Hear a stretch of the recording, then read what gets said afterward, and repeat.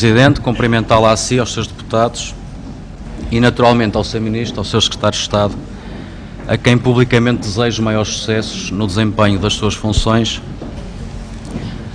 porque o sucesso do Governo, o sucesso do seu Ministério será o sucesso do país e será a garantia de que os cidadãos terão um melhor serviço a que poderão acorrer.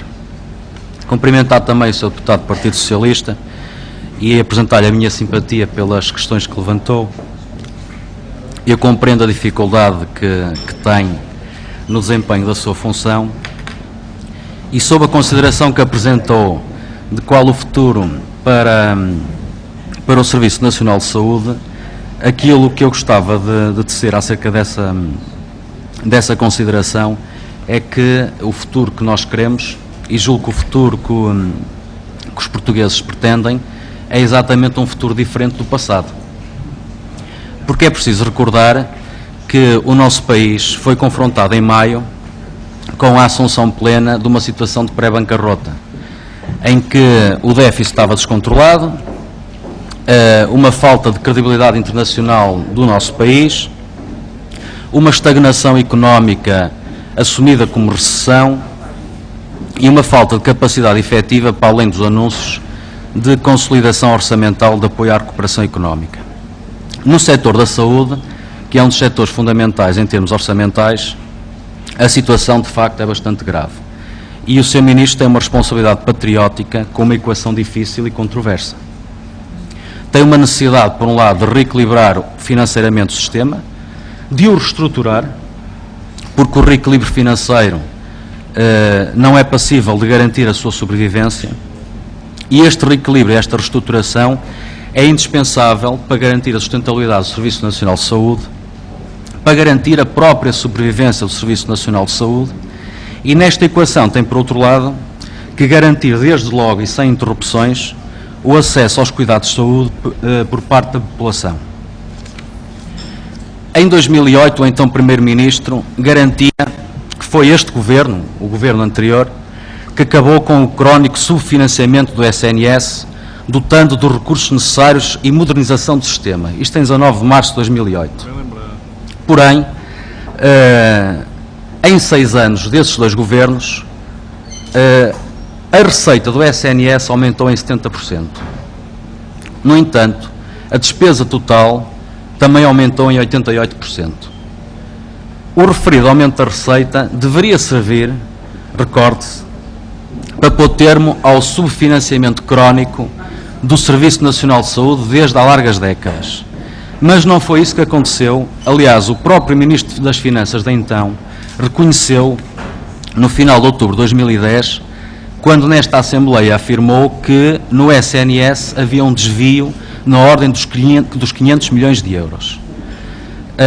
De facto, ao longo desses anos todos, o anterior Governo aumentou o déficit do SNS e as suas dívidas aos fornecedores em montantes que são incomportáveis.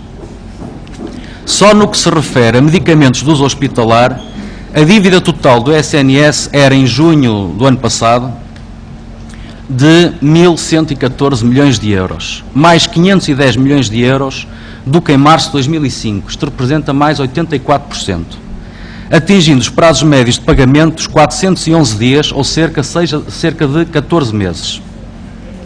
Em matéria de dispositivos médicos, segundo dados do setor respeitantes ao último mês da governação anterior, o SNS deve 750 milhões de euros aos fornecedores, mais 123 milhões do que em março de 2005, mais 20%.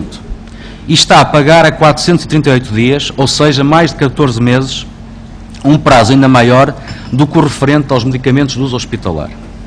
No seu conjunto, estima-se que as dívidas acumuladas do SNS ultrapassam largamente os 3 mil milhões de euros. Aliás, o Sr. Ministro da Saúde formalmente reconheceu isso em termos públicos, em entrevistas que recentemente proferiu. E não é difícil perceber estes números se somarmos só às dívidas em medicamentos e dispositivos médicos 1.864 milhões. Ou seja, nós temos, conjugado com um déficit anual em 2010 de 449 milhões de euros, um déficit anual em 2010 de mais de 300 milhões de euros nos EPS e que acresce uma dívida nos EPS acumulada de 2.058 milhões de euros e uma dívida acumulada no SNS de mais de 3.000 milhões de euros. Portanto, meus senhores, é este o enorme desafio que este Governo tem pela frente. E este desafio tanto é reconhecido que o próprio Tribunal de Contas, em 19 de agosto deste ano, recentemente, emitiu e tornou público uma auditoria, o relatório de uma auditoria efetuada ao SNS relativamente a 2008 e 2009. Nesta auditoria, nas conclusões, é assumido pelo Tribunal de Contas, é um relatório que foi tornado público em 19 de agosto, portanto recente, é assumido, e cito, quanto à despesa de saúde, verifica-se que a execução orçamental da Função Social de Saúde atingiu em 2009 9.821 milhões de euros, dos quais 8.200 milhões foram afetos ao financiamento do SNS e 188,4 milhões a dotações de capital respeitantes ao processo de empresarialização dos hospitais. Não obstante as reiteradas recomendações preferidas em relatórios anteriores do Tribunal de Contas, constata-se que a consolidação de contas do SNS continua sem um quadro normativo coerente e alinhado com os princípios e boas práticas contabilísticas internacionais, que abranja os subsetores do setor público administrativo e do setor empresarial do Estado e garanta um conhecimento rigoroso e transparente da situação económica e financeira do SNS. Aliás, estão na memória, julgo de todos, a dificuldade que anteriores responsáveis governativos tiveram ao longo dos últimos anos em conseguir afirmar de uma forma mais perentória e certa a dívida e o déficit que o SNS tinha. De acordo com o balanço consolidado do SNS, a dívida a terceiros a 31 de dezembro de 2009 representou 2.640 milhões, traduzindo um acréscimo de cerca de 8% face ao período homólogo, 31 de dezembro de 2008. Portanto, Sr. Ministro, a grande questão que aqui se coloca é como é que é possível, e vai ter que ser possível, conjugar a necessidade imperiosa de garantir a sobrevivência e a sustentabilidade do SNS sem perigar o direito fundamental das populações, dos cidadãos, de terem acesso aos cuidados de saúde. Ainda hoje vem referido na imprensa umas declarações do professor Augusto Mateus, que há um ano apresentou um estudo sobre o SNS e em que ele afirma claramente, esse estudo comporta e fundamenta a situação de bancarrota iminente do SNS. Portanto, a minha compreensão é que, de facto, as medidas que têm que ser tomadas são medidas que são absolutamente essenciais, não só para garantir a sustentabilidade financeira do SNS, mas para garantir tem que terminar, vou terminar, Sra. Presidente, para garantir a própria sobrevivência do SNS, garantir que os cidadãos continuam a ter acesso aos cuidados de saúde.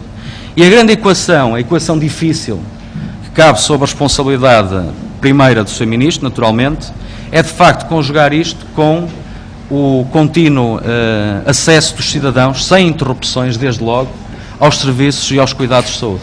Muito obrigado, Sra. Presidente. Obrigada, Sr. Deputado.